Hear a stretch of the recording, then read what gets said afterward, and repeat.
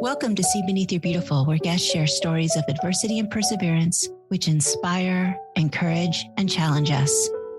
We embrace these tough conversations, intimately exploring our loves, fears, and hopes with a delicious combination of depth and lightness. I'm Maddox, and Maddox is actually my last name, but what I go by. And I laughingly tell people when they ask me what my first name is, well, if I tell you, I'll have to kill you. Yeah. And so it's always a conversation starter. Yeah, I live in Dallas, Texas. I'm a Texan all the way. Were you born in Texas? I was born in San Antonio, and I've lived in varying different cities: San Antonio, Houston, Austin, Dallas, San Marcos, all up and down the I-35 corridor, with the exception of Houston. Oh, okay. And do you mind if I ask how old you are? I am 65. Okay. Well, you look dang good. Thank you. Yeah, you're welcome. I feel pretty good. You must know where the fountain of youth is. Well, I put my toes in it every once in a while. But if you tell me where it is, you'll have to kill me. Exactly. Is there a reason you chose just to go by Maddox? Yes. No big secret. My first name is Ron. I was born Ronald on the birth certificate, grew up being called Ronnie, switched to Ron when I left high school and went into college. And for all of my life, I've been Ron. And about 8 years ago, I started painting, started delving into the art world. And I signed a painting one day, my first painting, Ron Maddox. And I stepped back and I looked at it and I thought, that doesn't work. Something about that just doesn't feel right. And so when I finished my second painting, I signed it Maddox. And I went, I kind of like that. For about a year, was kind of a running joke. I told all my friends that Maddox was my artist alter ego. Mm-hmm. And then one time I was on a flight headed for Costa Rica for 10 days by myself, just a vacation. And on the plane, I thought, you're not going to know anybody. You can be anybody you want to be. So I got off the plane and introduced myself as Maddox. And for 10 days, everybody called me Maddox. And I loved it. I love that. It just felt so much more who I was at my core than Ron did. Yeah, I get that. So I came home from Costa Rica and announced to everyone in my life that I would, moving forward, be going by Maddox. And it's been 8 years of havoc. Legally, though, you have two names. Is that correct? Yes, I didn't change anything legally. Yeah. I just changed what I go by. I'm assuming that because when I got divorced from my first husband, I wanted to be just Hara, like Cher and Roseanne. But somebody mentioned that I wouldn't be able to order anything online without a first and a last name. And so I moved my middle name to my last name. And so I am what my mom named me, Hara Allison. So I really like that. Yeah, that's beautiful.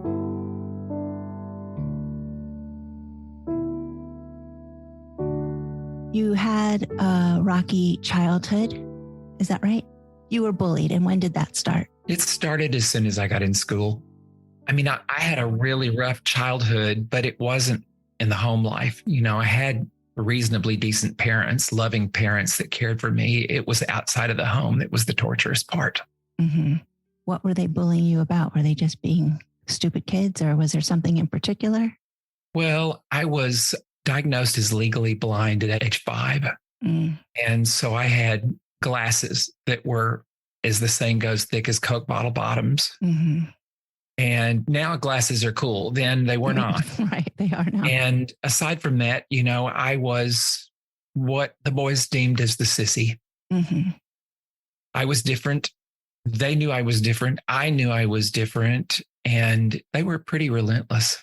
And it wasn't just the kids. It was the teachers and the coaches in school as well that bullied me and mistreated me. And it went on for the entire, well, I even had some in my first year of college, had some bullying even in my first year of college. And then it started to taper off. Wow. Do you think it's just the era we lived in? I mean, I'm 54 and I know when I was little in the 70s, they made fun of gay men and it was such a different time. It was a different time. We didn't use the word gay. Nobody ever called me gay growing up. It was just not a word yet that was mainstream. Sissy was the next closest thing. Mm-hmm.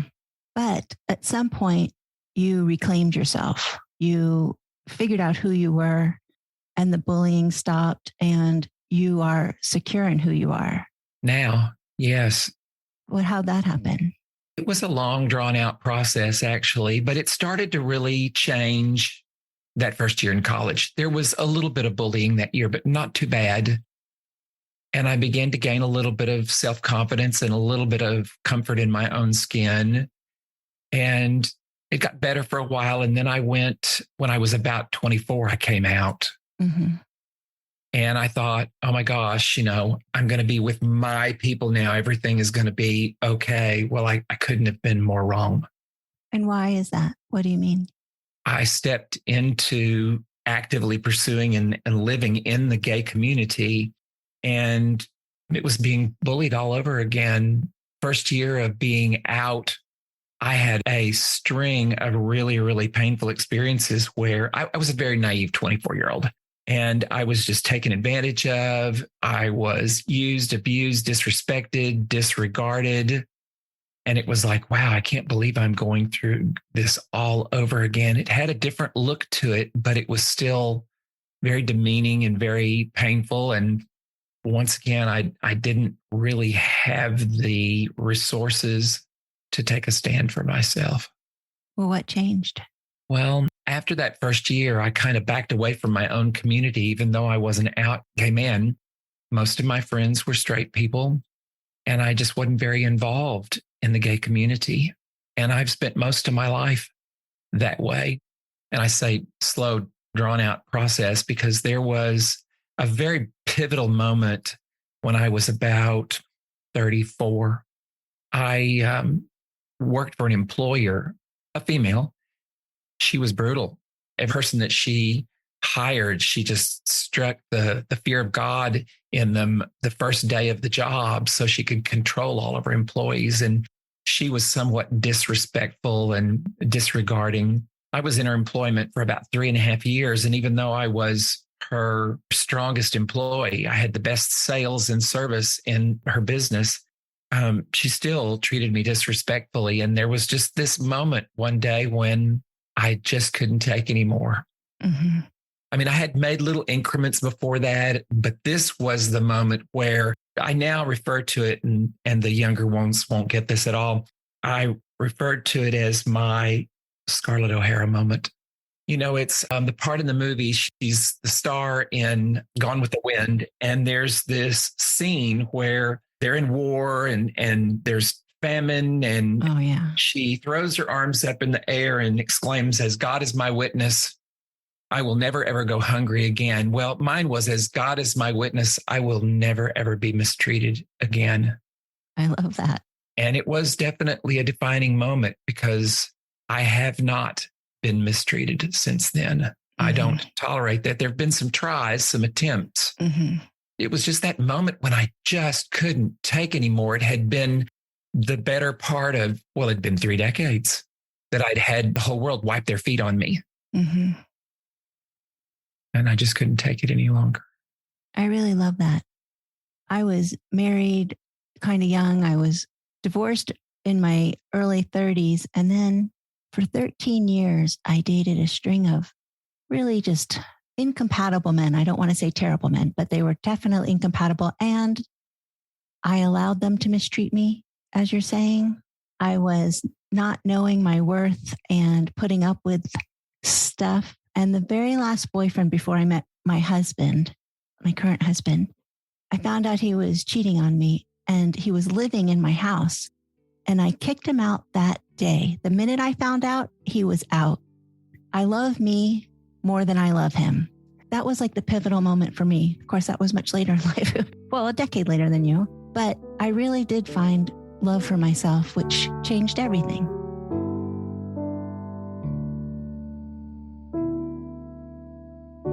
How do we help people not wait 30 or 40 years? How do you just decide you're not going to put up with it? I think it's challenging because it's a different journey for every person. Mm-hmm. It's become now full circle for me. I'm a coach. I lead a small community of women around empowerment issues where I work very diligently and with my heart to instill in them what I didn't have instilled in me. Mm-hmm. I'm now beginning to branch out and work with gay men around similar topics about how to stand in your personal power, how to be your most authentic self. Mm-hmm. But it is definitely an individual journey. So you're coaching women. What do you find is a common denominator? I was a career hairdresser for 40 years. Mm-hmm. And during that 40 years, I was just astounded by the high percentage of clients, women who sat in my chair and told stories about being mistreated, told stories about being disrespected. And oftentimes it was by the people that they loved the most. Mm-hmm. And it just seemed like a natural progression. I can remember when there started to be publicity in the publications about this new industry, this new burgeoning industry called coaching. And I read the article and I went, well, heck, I've been doing that for a long time. It's not getting paid for it. Yeah, exactly. We call them in the industry armchair psychologists. Right. But that 40 years and working with women in the salon trained me in a manner that no classes, courses Right. could have ever. What's like one thing that you do with your clients that helps them? What's just one tip or trick, or how do you help somebody find their worth or empower them? One of the concepts that I teach, and it's got several facets to it, so it's not something that will really convey as kind of like a wisdom bomb, but maybe I teach this thing that I call we train people how to treat us. You're so right. And there's 3 different ways that we do that. Number 1 is we train people how to treat us by the way they see us treat ourselves. We train people how to treat us by the way we allow them to treat us, and then how we allow others to treat us. That's why I say I dated a lot of incompatible men, because I allowed it. I'm taking responsibility for what happened. I don't blame any of them. If I was going to be a doormat, why not wipe their feet on the doormat? It's all about taking responsibility. I think also finding your power and knowing who you are, somehow just standing up straighter, you know? I think you summed it up better than I did, actually. And that is, we can't free ourselves of anything until we realize that we have some responsibility in that. It's very easy to step into the victim role. I was a victim for many years. Same. Of all those bullies. But it was in that moment when I realized that I was the only one that was ever going to be able to do anything about that. Right. I had a really bad experience with one person, and he has regaled it to me as if it was a fun experience because I allowed it to happen. He doesn't know that it wasn't what I wanted. So I take responsibility for that. I don't blame him, because how would he know? How would he know if I'm putting myself in that situation? Exactly. I think communication is a big role, because oftentimes our loved ones, I don't think they wake up every morning and think, gee, how can I wipe my feet on my spouse? Of course. How can I take advantage? How can I disrespect? Sometimes it comes in such subtle forms that it does what I call kind of flies under the radar. Mm-hmm. You know, it flies under their radar, of course. They're unaware that they're doing anything hurtful, but sometimes we go into a little bit of denial ourselves of what's happening. We don't want to admit that this person that we love is treating us poorly. So we allow it to slide under the radar and we move into that place of denial. Definitely. Do you coach online? Can people reach you? Is it like through Zoom, or is it in person? I do. It's through Zoom. I don't do any in-person coaching at all, which has been a beautiful thing, because unlike the salon industry, I can work with anybody around the world as long as they speak English and have an internet connection. Right. The world's a crazy place now. It's so great. Yes, it is. My 13-year-old stepson keeps saying, I wonder. And I'm like, why are you wondering? Google it. The world is at your fingertips, man. Isn't it though? And some of the craziest things, if you just go in and start typing weird stuff into Google, there's an answer for you can't come up with anything that's too weird for Google. Right. That's what I'm saying. He's like, I wonder if, like some velocity versus something. I'm like, you can know the answer. You don't have to just wonder. Like, I don't know why you're not Googling it. I've come up with GTS. Google that shit. This is my shortcut. I love that. Anyway, he's very cute. Luckily, he's still inquisitive and wants to know everything.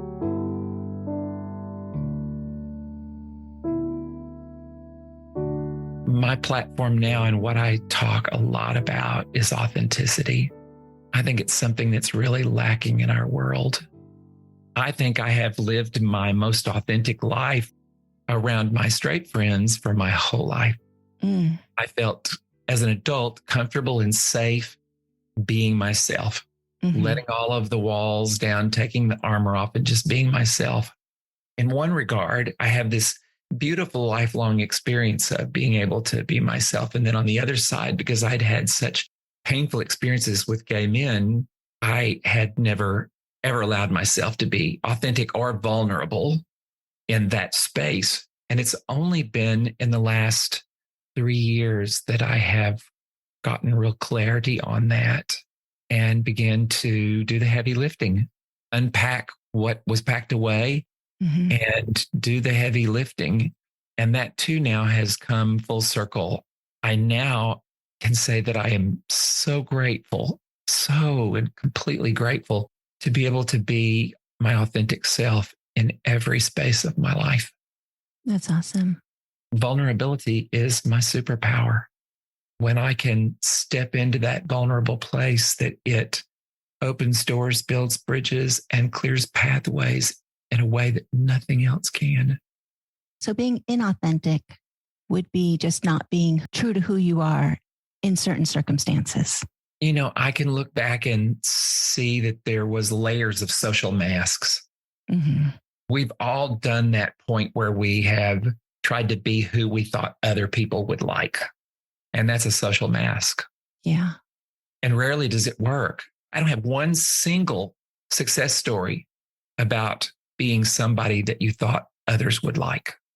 It just flat never gets us where we want to be. Right. I saw a great photograph of an empty room.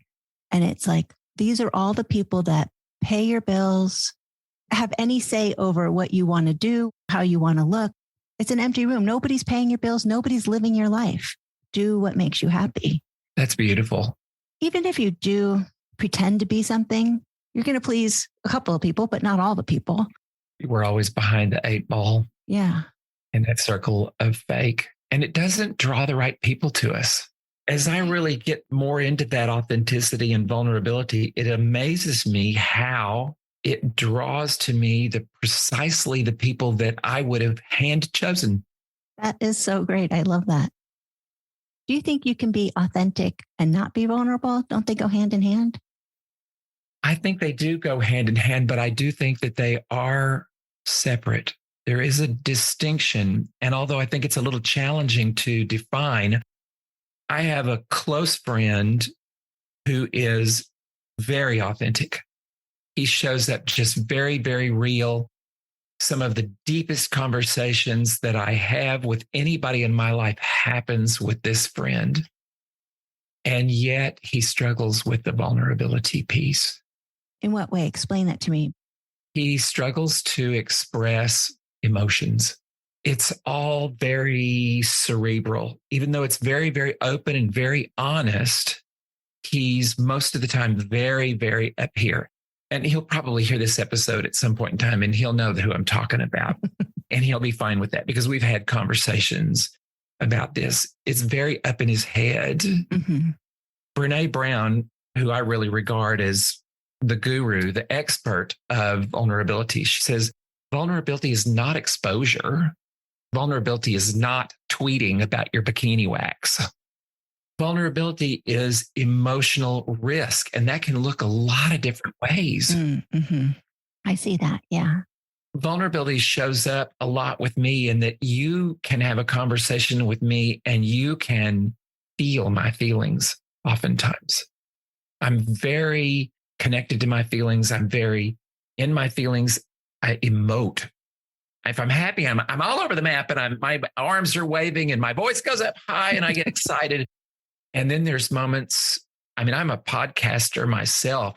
I had an episode that I recorded with a guest a couple of weeks ago where towards the end of the recording, he said something that struck me so deeply that I couldn't speak for a moment or two. And I cried on my own podcast and was completely comfortable with that. I didn't edit that out. I have done that as well. Yeah. talk to people who are dying or have lost somebody close, and it's sometimes breaks your heart. Yes, it does. So I think that perhaps vulnerability looks different for different people. Yeah. For me, it's very wrapped around my emotions and really putting myself out there. But for another, it could look very different than that, I think. I'm glad I'm this person. I'm glad that I have no trouble sharing what I'm feeling because I have family and friends who do not enjoy that. It's just nice to be able to. I'm glad it's not a struggle. Isn't it wonderful to say, I love that I get to be me? Oh, yeah, that is nice. I'm completely with you. Are you familiar with the term highly sensitive person? Mm-hmm. I discovered about 5 years ago that I'm an HSP, and a therapist had recommended a book, and it was like light bulbs just going off everywhere. It was like, oh my gosh, I finally make sense. Mm-hmm. I could just read myself in the pages. And I was able to embrace that part of myself. All of my life, people have told me, you're too sensitive. You need to grow thicker skin. No, I don't. I'm just right on the sensitivity scale. I can own that. That brings tears to my eyes. That's so beautiful. Exactly. You're perfect. You're perfectly sensitive. I believe we were made the way we are for a very specific reason. Mm-hmm. You know, I'm no longer willing to second guess God. That's what I say. He didn't make a mistake. Nope. I'm pretty sure I'm exactly who I'm supposed to be with all the things I've done wrong and all the things I do right. It's just right. Yes. Mm-hmm. We're going through the experiences that we came here to do. And sometimes we're doing it gracefully, and sometimes we're falling or failing forward.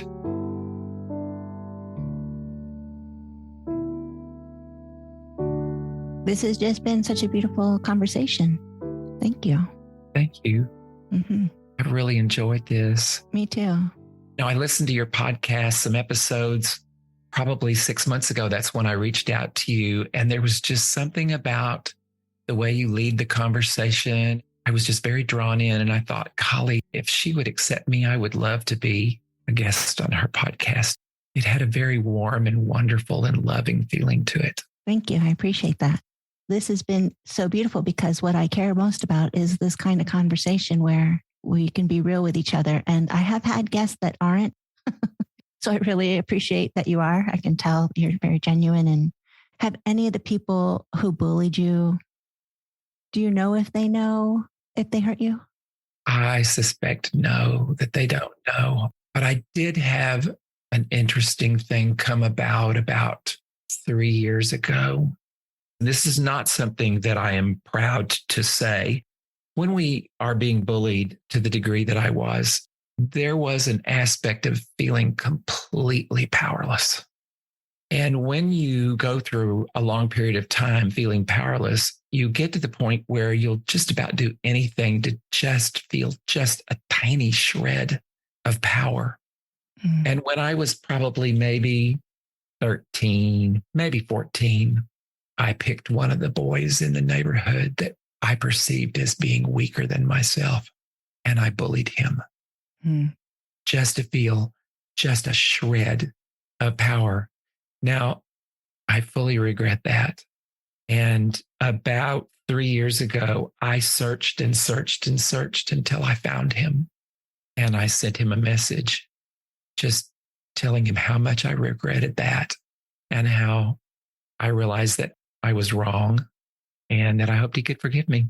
What was his response? It took him 2 weeks to respond. And it was just 2 words. He said, "Thank you." How would you feel if one of the people who bullied you sent you a letter?